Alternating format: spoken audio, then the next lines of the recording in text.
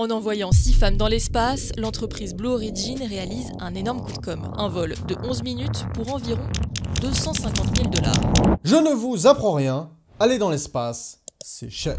Ça représente des milliards investis juste pour développer, construire et faire décoller une fusée. Sans parler du fait que, en majorité, une bonne partie de la fusée est détruite lors du lancement, ce qui n'est pas ouf au niveau de la rentabilité. C'est pourquoi, dans cette vidéo, je vais vous parler d'un moyen plus économique, plus rapide et plus efficace pour aller dans l'espace, mais surtout y revenir en un seul morceau.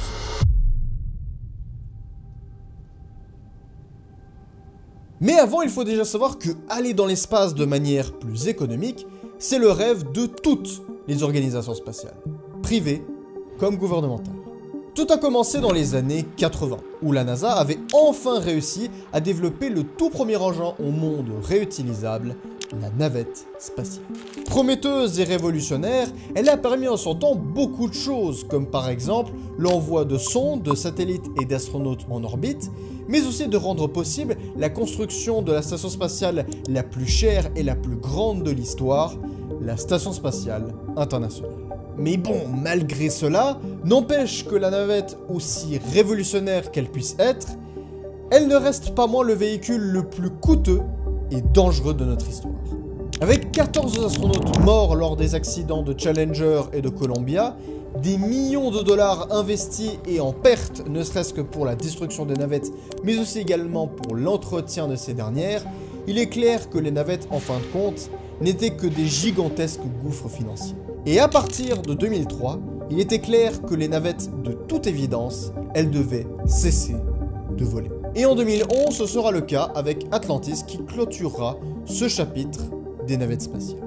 À cette époque, la conclusion, elle était simple. Aller dans l'espace de manière plus économique, c'est compliqué. En tout cas, ça l'était, car aujourd'hui, c'est bien différent, surtout depuis l'arrivée de SpaceX. For the greatest capitalist in the history of the United States of America, Elon Musk! Développé par un jeune millionnaire ambitieux, SpaceX a réussi en seulement quelques années à rendre l'impossible possible.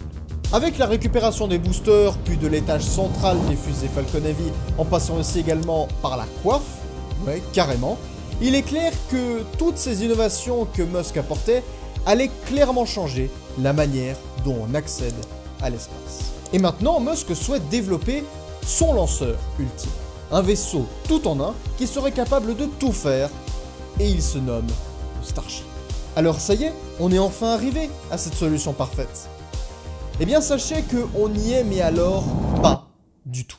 Parce que bien que le Starship soit bien plus imposant que les navettes, il n'empêche que tout cet ensemble doit être propulsé par un gigantesque booster, le Super Heavy, qui, de par ses dimensions, démontre bien qu'on est encore loin d'être arrivé au but ultime de notre vaisseau parfait. De plus, cette aberration technologique, et je suis désolé de le dire, elle n'a pu se réaliser que par le caprice d'un milliardaire privé qui est devenu entre-temps l'homme le plus riche de notre planète, et le plus puissant d'ailleurs, et qui, de par son positionnement assez particulier, est le seul à pouvoir prendre un tel risque et réaliser une telle folie. Mais du coup, si c'est ni les navettes, ni le Starship, quelle serait donc cette solution? Eh bien en réalité, elle était sous vos yeux depuis le début. Car si on mélange grosso modo le concept des navettes ainsi que celui du Starship, et qu'on le perfectionne entre temps, on obtient justement cette solution parfaite. Un vaisseau qui est capable de tout faire, tout en un comme le Starship, mais qui peut décoller comme une fusée et ratterrir comme un avion, en un seul étage. Et ce concept, il a un nom, et il se nomme SSTO. Le mot SSTO est l'acronyme parfait de Single Stage True Orbit, un vaisseau qui, littéralement, résume le concept rien que dans son nom.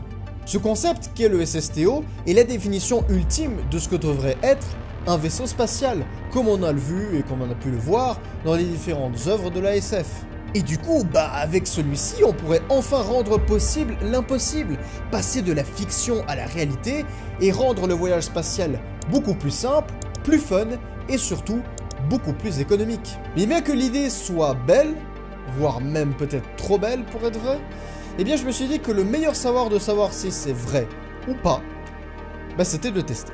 Et après plusieurs heures de build sur mon jeu KSP, j'en suis arrivé à ça. Comme je vous l'avais expliqué, le vaisseau ici présent que j'ai reconstruit est littéralement la littérale fusion entre le Starship et la navette spatiale. Le vaisseau reprend littéralement la forme d'obus que possède le Starship, auquel je lui ai collé littéralement 2 ailes de navette spatiale, un peu plus rallongées, et avec des ailettes sur les côtés. À savoir qu'également qu'il y a aussi une soute à bord, ce qui est très pratique pour tout simplement transporter du matériel, pour construire des stations spatiales, envoyer des satellites, etc. Mais pour pouvoir permettre de telles missions, il faut bien des moteurs. Et pour cela, j'y en ai mis 6 au total à l'arrière du bousin pour tout simplement le propulser, décoller de la surface, se mettre en orbite et se désorbiter.